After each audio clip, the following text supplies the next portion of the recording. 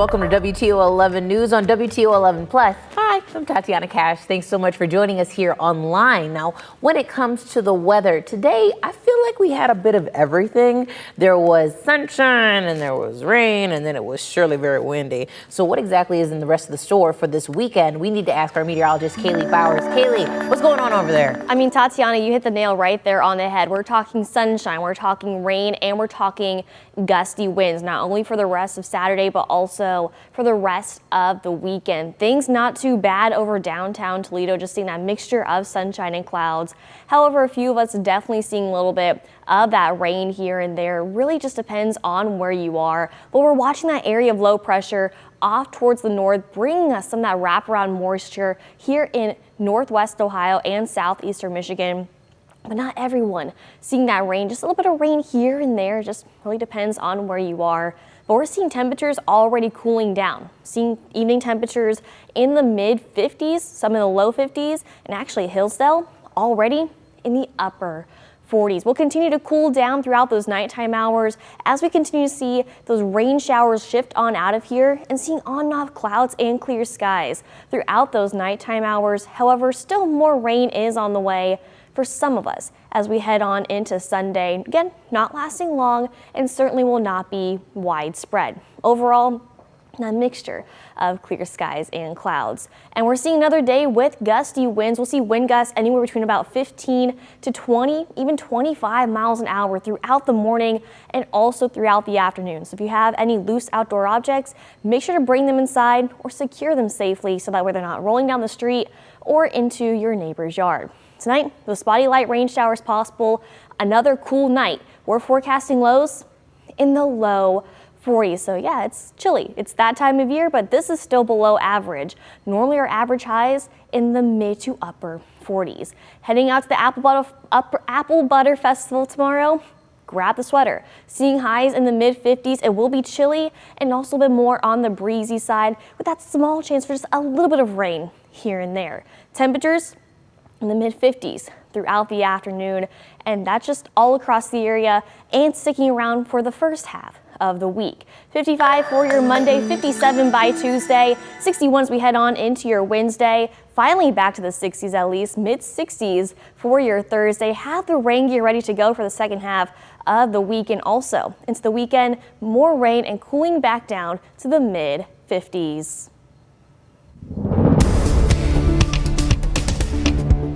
We have had a major breakthrough that has not only dramatically changed negotiations, but it's going to change the future of our union. You see there an update now on the UAW strike against the Big Three. UAW President Shawn Fain said some last-minute negotiations actually stopped the shutdown of yet another plant. Fain says General Motors agreed to add its battery manufacturers to its master agreement, meaning new facilities dedicated to electric vehicles will be represented by the UAW once a deal is reached. Fain said the union had planned on striking GM's biggest moneymaker in Texas, but because of the company's willingness to negotiate, it is off the table for now. WTOL 11 did reach out to the Big Three after UAW's comments, and we're waiting to hear back from General Motors as well as Ford. Stellantis, though, says, in quote, "We continue to have good momentum at the bargaining table and have been working diligently with the UAW over the last week to build on that." The company goes on to say, "While we still have some work to do, I remain optimistic that our discussions are providing a pathway to a tentative agreement." While we haven't heard from GM or Ford, local 14 representative workers at GM Propulsion Systems, the union president Tony Toddy told WTOL 11, quote, "Today was a good day for our members locally, and if the battery facilities are in our master agreements, the members that are from Lordstown should be able to transfer back home, and they won't have to maintain two residences anymore."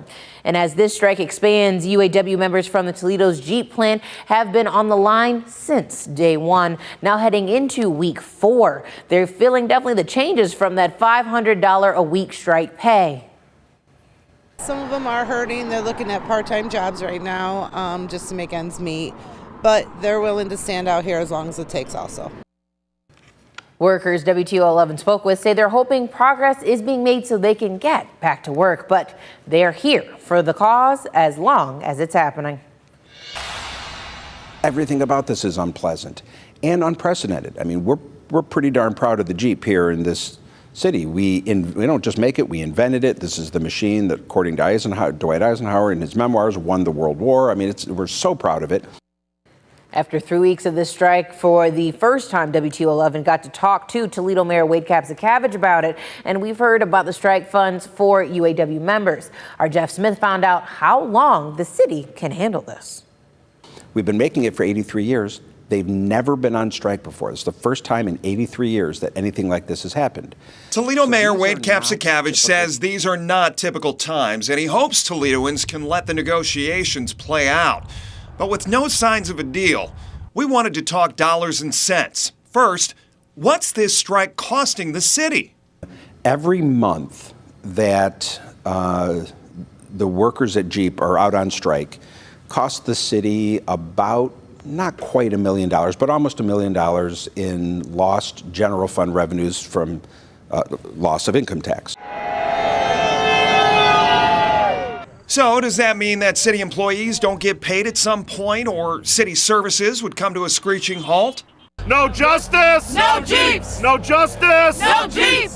The mayor says no. If this Jeep strike, or if this UAW strike that affects Jeep turns into a rainy day, no one's happy about that, but at least we planned for it. And so we will be ready from the standpoint of the city of Toledo to meet our obligations. It will not affect the operations of the city of Toledo, not one bit.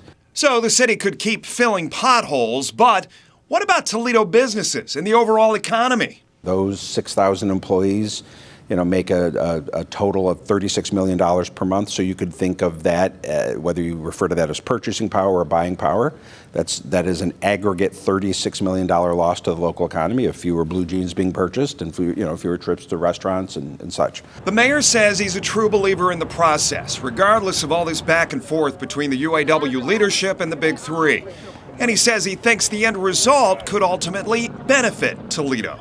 While it is true that there is a financial loss to the city right now from lost income tax revenues, when this is resolved, and it will eventually be resolved, these employees will then be getting taxed at a higher wage, and we will be bringing in at that point more in income tax collections than we were before.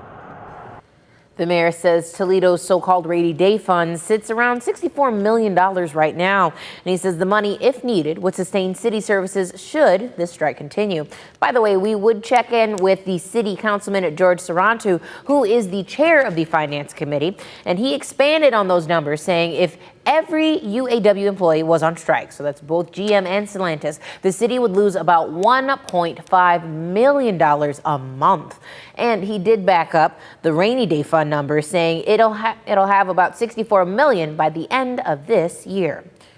Now, since UAW President Shawn Fain announced the strike on September 14th, saying negotiations had failed between the union and U.S. automakers, and workers at Toledo Jeep plant and two others walked off the job at midnight September 15th. Fain did not resume talks with Stellantis, General Motors, and Ford that day. Instead, the union rallied in Detroit, and workers saw support from politicians over the weekend. Union leaders turned down another proposal from Stellantis, and negotiations continued. On Friday, September 22nd, the UAW added 38 facilities in 20 states to the strike. Proposals from the companies came, as did counteroffers from the union, and still no deal. So UAW leadership added 7,000 workers to the strike on September 29th, bringing the total to 25,000 on the picket lines. The next day, Fain visited striking workers in Toledo. So you can track the latest developments on the UAW strike on our website at WTOL.com. Of course, we have an in-depth analysis of what's happening now and how we got here. And then, of course, what we believe is definitely going to be next. You can also download the free WTOL 11 News app for your alerts right to your phone. All right, we are going to continue to follow a story we first brought you yesterday. A Toledo police officer has been indicted on a rape charge, and we're looking into his police department personnel file. According to documents, Officer Raul Jaso completed the police academy and joined TPD in 2018. He received exceptional performance review in 2020. He is a 6-year veteran with the department, and a Wood County grand jury indicted Jaso yesterday. Now, he has been relieved of duty without pay pending the investigation. He's due in court later this month.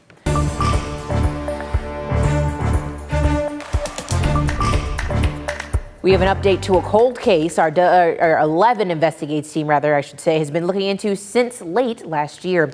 The Ohio Attorney General's office, as well as the Paulding County Sheriff's Office, released an updated composite sketch of the man who murdered 14-year-old Nancy Eagleson in Paulding back in 1960.